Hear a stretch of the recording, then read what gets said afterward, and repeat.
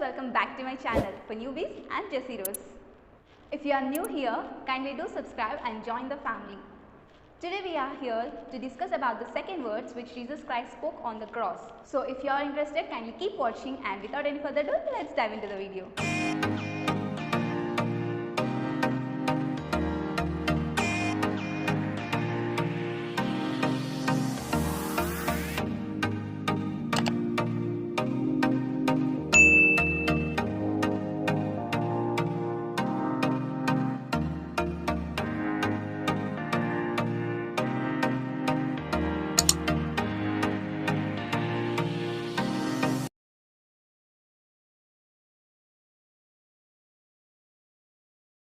Today you will be with me in paradise.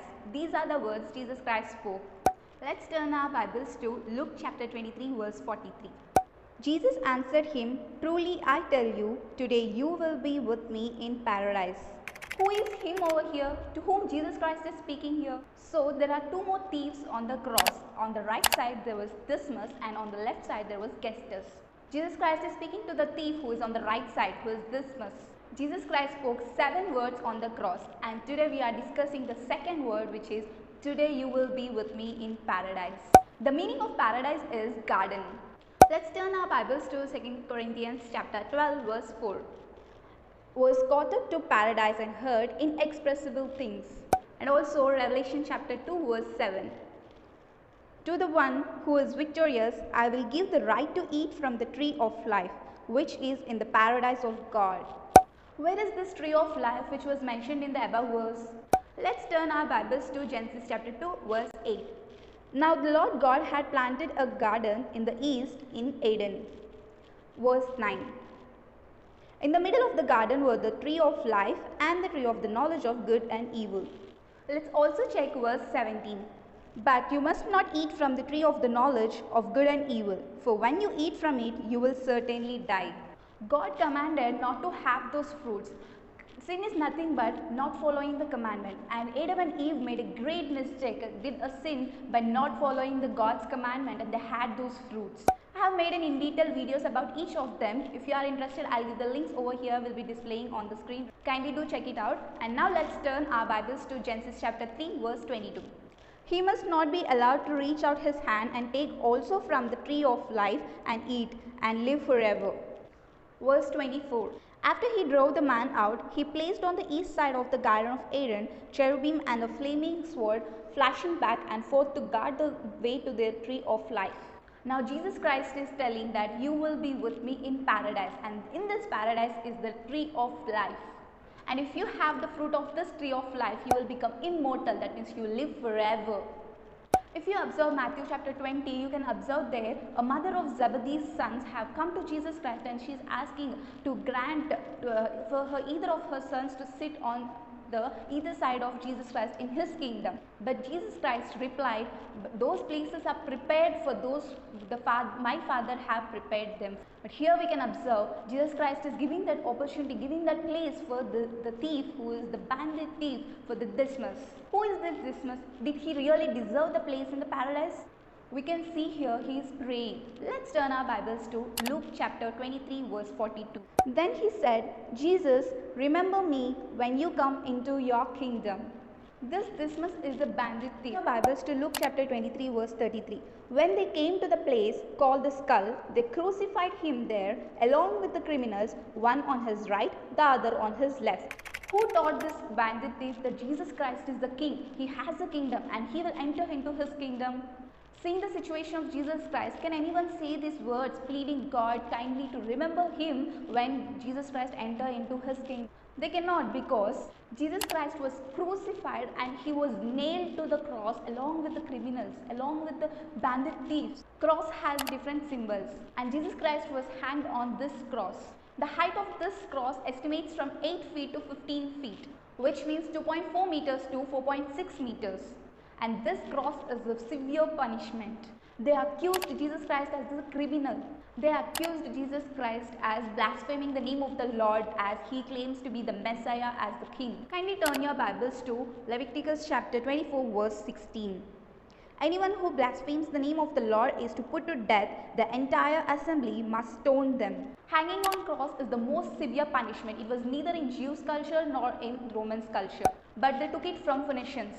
They whipped Jesus Christ so cruelly. Let's check Deuteronomy chapter 25 verses 1 to 3. When people have a dispute, they are to take it to court, and the judges will decide the case, acquitting the innocent and condemning the guilty. If the guilty person deserves to be beaten, the judge shall make them lie down and make them flogged in his presence with the number of lashes the crime deserves. But the judge must not impose more than 40 lashes. If the guilty party is flogged more than that, your fellow Israelite will be degraded in your eyes. A whip is nothing but 3 strands plaiting together, and with this whip they whipped Jesus Christ for 13 times, which means 13 into 3 is equal to 39 times. Roman soldiers have beat Jesus Christ with lead-tipped whip, which is called flagrum. When they are whipping Jesus Christ, his skin was ripped from his back and it was exposing the bloody mass. Psalm chapter 129 verse 3. Plowmen have plowed my back and made their furrows long. They spitted on his face. They twisted together set of thrones and they kept it on his head. They wrote King of Jews on his cross. Jesus Christ did not preach anything on the cross. But how did this bandit thief understood that he is the king?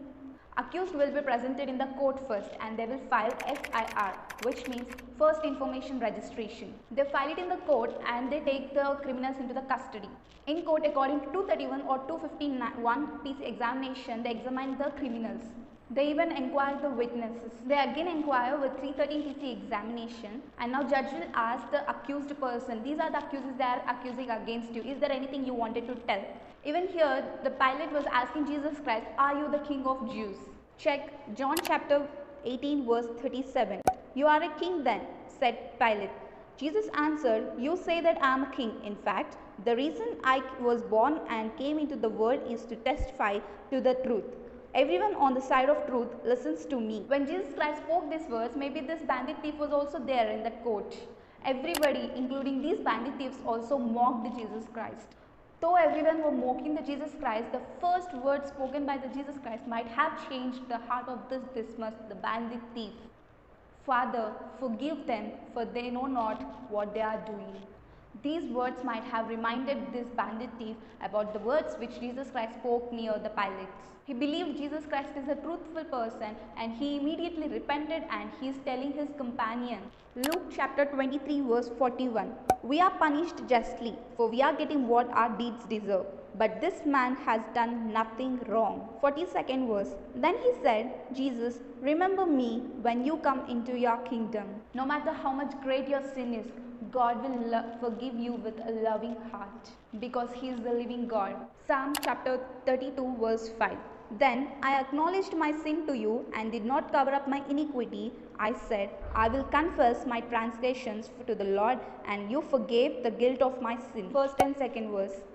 Blessed is the one whose transgressions are forgiven, whose sins are covered. Blessed is the one whose sin the Lord does not count against them, and in whose spirit is no deceit.